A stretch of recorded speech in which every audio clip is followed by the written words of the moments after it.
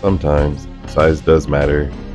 This is the Baofeng UV-5R Mini. It's the classic workhorse, shrunk down and modernized for the 2026 kit.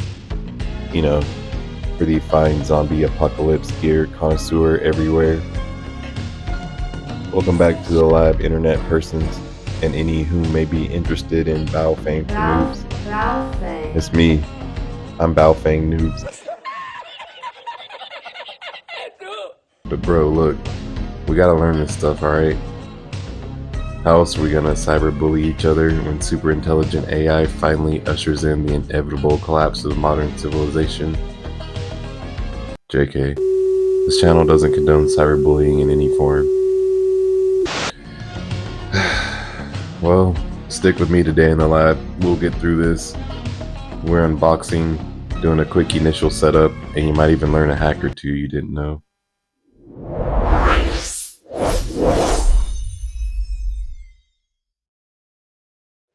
Let's jump right on in, my ninjas. In the box, we get the extended range antenna, the high gain stubby antenna, the manual, the push to talk headset, the USB-C cable, lanyard, the belt clip, finally the unit. First impressions, the build quality is solid. It's a dense little thing, pretty stunning, really. It's pocketable, but it doesn't feel like a toy. So step one, power on. Color screen is a massive upgrade for night navigation. Step 2, the sniff test. Now, usually you need a friend with another radio that tests the frequency copy feature. Well, I don't have friends, but I do have this Cobra ACXT1037R-FLT radio. You know, FLT because it floats. Let's see if the Mini can sniff out the channel. I'm going to use the frequency search feature for this to see if it picks up the correct radio channel frequency. But out of the box, it isn't quite straightforward to do this. We need to take one more step. You see, the UV-5R has this handy programmable key here on the side. So we need to program this, called the SK1 key, to the search feature. Note, you can definitely do this with the OLA app and a whole lot more. We'll investigate that shortly. But for now, hit menu, then scroll down to radio set, hit menu to enter. Then we're going to scroll down or up in this case to 25 here, which is the press SK1 menu. Scroll down to search and tap menu to confirm. It should go ahead and confirm that. And then, yeah, let's back out and see what we got.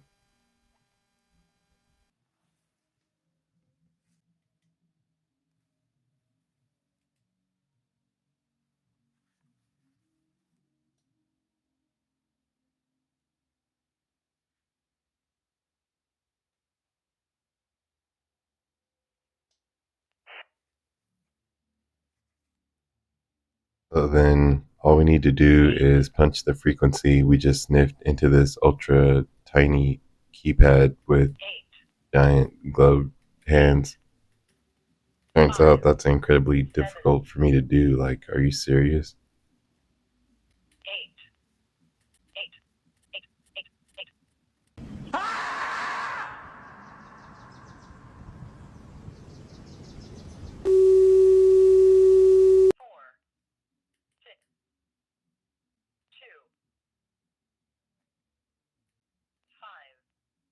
But with a little grit, would you look at that? Just a legal minder. Even though it's just a mini, it still requires a technician class ham license to transmit on amateur bands, or a GMRS license if you're using the GMRS version. In this case, we're just using the FRS or Family Radio Service, which is fine. But as always, be aware of your federal, local, and state laws on radio band use. We're skipping the cable today. We're going straight to wireless. One thing I find irritating is that you have to create an account to use the OLA app. It's not a big deal because it's free, but it's still an additional step. So pairing via Bluetooth takes about 5 seconds. A note here is the automatic pairing didn't seem to find the right radio for me. I had to redo it and select it manually, which is what I'm doing here. So then I pushed the local NOAA weather channel to channel 8 here so I can hear all about the Texas heat and high fidelity. As you can see, the radio responds with a programming confirmation screen, then the therapeutic reboot. Let's confirm with the listen. 9,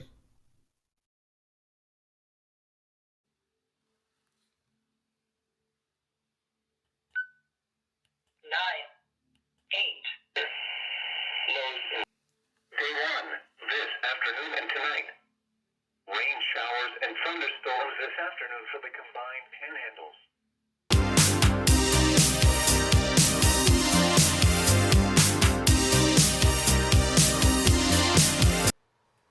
A few other notes. You can turn off most everything, including all the beeps, the voice, the screen backlight time, etc. You can configure a lot of these in the OLA app, as we saw. One thing I can't figure out, however, is how to turn off the annoying blinking green RX LED. If you know how or have any other comment or question, be sure to drop a thingamajig down in the doobly-doos. Well, the UV-5R Mini is a legitimate upgrade for anyone prioritizing space, like in a chest rig or an EDC bag.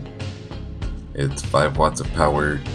That's adjustable, by the way, between 5 watts for high and 2 watts for low. I don't know if I mentioned that already.